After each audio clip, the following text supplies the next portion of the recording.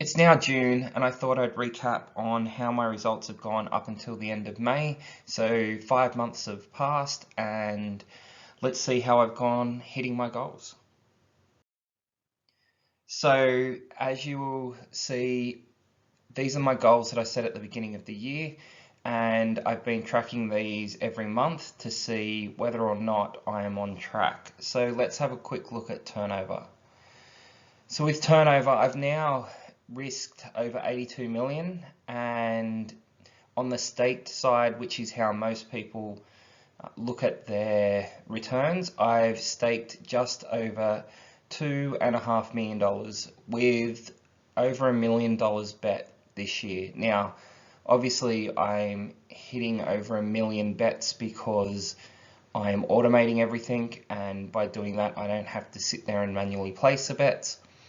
So right now I'm looking like I will easily hit over 2 million bets in the year, and last year I was under 200,000. But my methods are very high volume, and that's expected. Now the profit for the year has gone up to 75,671. On the staked turnover, that is about a 3% return, which is fairly good for a semi-professional. And I can't complain. That puts me on track for somewhere between 150 to 200,000, and a good month here and there will easily get me over 200,000. So May was actually a losing month, and in April I was up just over 80,000. So I can already say that the start of June has been good, and I'm pushing close to the $100,000 mark already.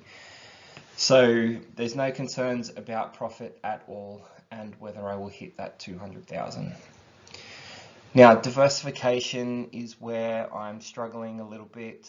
I am trying to get the sports to increase. They have increased a little bit over the months, but it has had a few drops and losses, which has dragged the percentage of the profit down to 0.81%, which again is quite small, but most of my models are in the racing codes such as greyhounds, thoroughbreds and harness.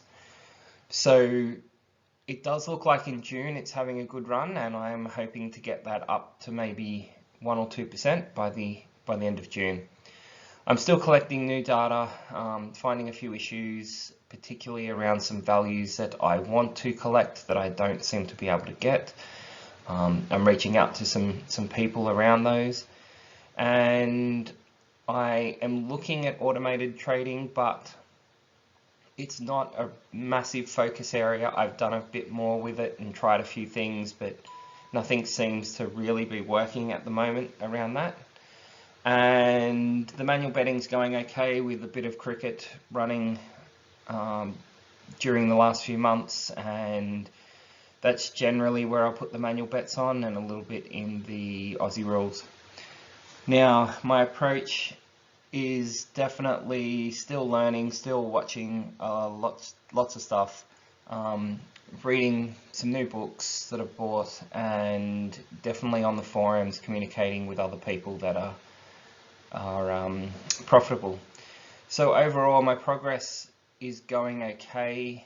At the end of May, I'm not risking the amount that I thought I would be risking, and I'm not hitting the levels that I want with sports, but I'll continue to see what I can do about those. Now, I'm not so worried about what I'm risking, providing I'm getting my profit up. It just means that I've removed some of the worst risks that I was taking, and I'm happy that staked is up over 2.5 million, which is significantly up, which is exactly where I want to be, which means I'm staking more and winning okay on those, but risking less.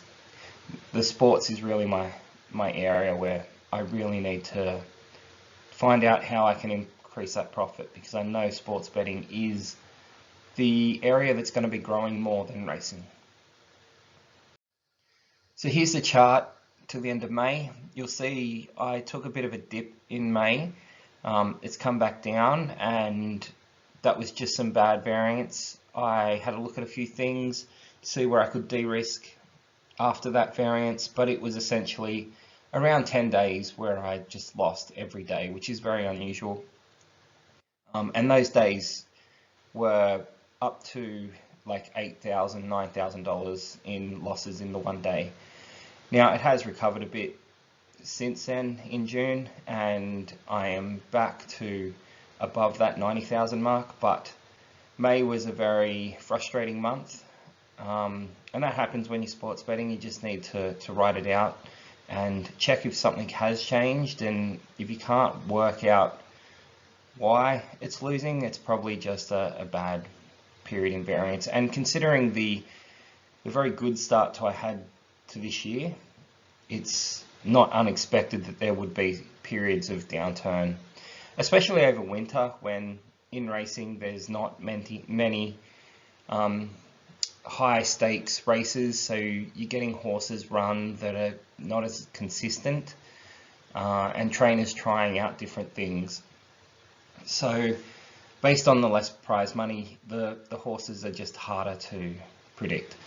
But it's still profitable during winter, and that's why I let my models run.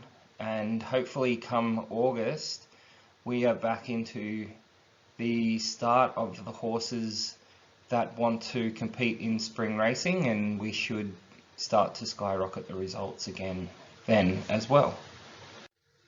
So thanks for watching. Don't forget to subscribe and like the video.